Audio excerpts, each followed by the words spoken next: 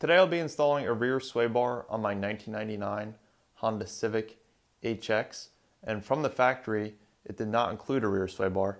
So this one is off a 99 or 2000 Honda Civic Si, so the EM1, and I had it shipped to me from a junkyard. It cost around $100. It did have a little bit of rust on it when I got it, so I cleaned it up with some sandpaper and wire brush, and then I used Rust-Oleum rust reformer and their oil-based paint. I gave it a few coats of each. And then once I cleaned up the sway bar, I went about purchasing all the other items that are required in order to bolt it up to my car. So I'll start with the bushings. This is a 13mm sway bar that came on the SI, so the bushing accommodates that. It was from a low mileage car, so I just kept the bushing for now. And before I install it, I'll give it a light coat of silicone lubricant on the bushing itself.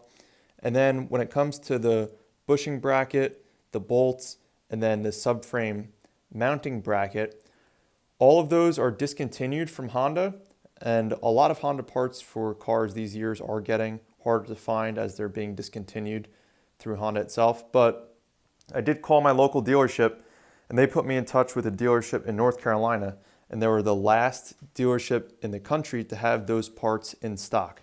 So I got the last ones available in the supply chain, and I purchased the Honda bracket, bolt, and then the subframe mounting bracket you see there. And then in order to fit the mounting bracket to the subframe itself, I purchased these bolts here from Acer Racing, and I'll put a link in the description. And those are titanium bolts, and they're extremely strong and lightweight. And I got these because they're pretty unique. I wanted to see what they were like in person. And they do have a flanged head to it. They cost about $5 each compared with what you would find at the local hardware store for around 75 cents to $1. And it does offer a slightly more contact surface when mounting it to those brackets. And then for the actual subframe backing plate itself, I purchased that from Acer parts, and they make extremely high quality parts for Hondas of this year. So it's an aluminum backing plate, as you see here, and that's going to go on the back side of the subframe, and that's going to allow this bracket to be mounted to it. So I also have my torque wrench with me, socket set. I have a little bit of anti-seize lubricant, which I'll put on the threads of the end links. These end links here, they're aftermarket. They're from Beck Arnley. They're discontinued by Honda, and I couldn't find any in the supply chain. And end links typically get pretty beat up, so the chances of finding ones in great condition in a junkyard are highly unlikely. I have gloves, a flashlight, a rag, and I'll get started on the install. So I'm underneath my car now looking at the rear subframe, and I cleaned it up with a wire brush and sandpaper, along with that rust reformer and oil-based paint, just like I did with the sway bar. And I hit the lower control arms with that as well. So first thing to do when it comes to installing this is this backing plate here for the subframe. It goes with the curved side facing outboard, and that slips in right behind the subframe there. And I'll show you on this side.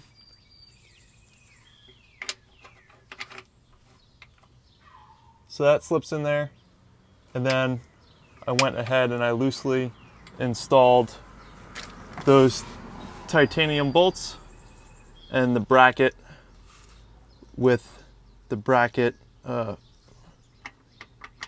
portion facing outwards, if that makes sense.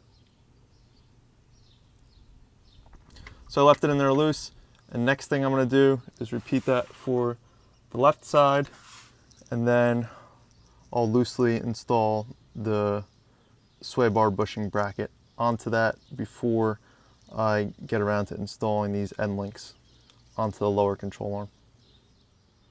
So right now I have the bolts that are holding the bracket to the subframe and the bushing bolts.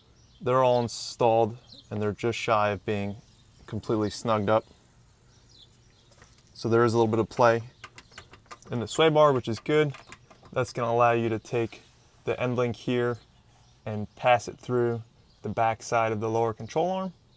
And then you should be looking at the bolt head right there.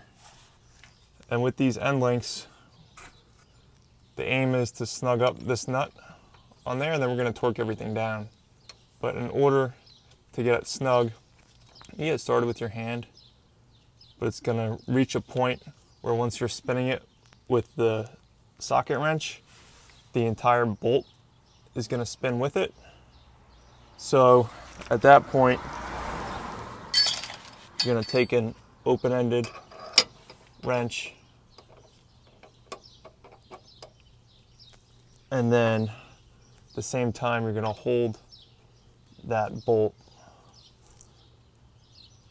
with a hex head here. So hex wrench is going to go inside, and then you're going to snug it up with an open-ended wrench. And if you can find a component of the suspension that'll help you hold that hex wrench, so then you can one hand the open-ended wrench, that's always a good thing. And typically you can. So this case I have it up against the sway bar, and then I'm able to one hand the open-ended wrench to tighten it. And before you get carried away and completely snug down that bottom nut, make sure that you're tightening up the top one using the same method. I got pretty far with the socket wrench, and then towards the end I found having that hex wrench towards the front of the vehicle, that side of the lower control arm, allowed me to tighten up that nut. All right, so it's completely installed now. Torque values are 16 foot-pounds for these 4 bolts here, and same with those 4 on the other side. That comes out to around 192 inch-pounds. And then I torqued the end links to 27 foot-pounds. And what I did was try to get them as tight as I could with that open-ended wrench. And then I was able to put a regular torque wrench over it with a regular socket, and it didn't spin on me. I was able to get it to torque.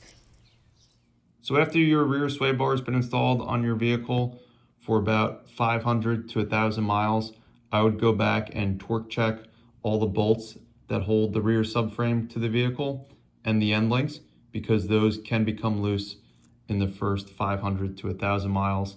And I know mine were. They started making a clunking sound, and I just went back and I tightened everything up. So it's been just under a year since I've installed the rear sway bar, and I really do think this is one of the best modifications that you can make to your car if you're trying to improve the overall handling of the vehicle. So it got rid of a lot of the understeer that the car had, and overall provides for much more neutral handling. And not only was it cheap enough, but it was also very easy to install, and the downsides are very limited. The only downside is there's a slight effect on ride quality, in that when both sides of the rear suspension are tied together, you will feel it more going over bumps and roads that aren't in perfect condition. But the upside far outweighs any of the downside. So again, this is a great first modification if you're looking to improve handling. It's a 13mm rear sway bar.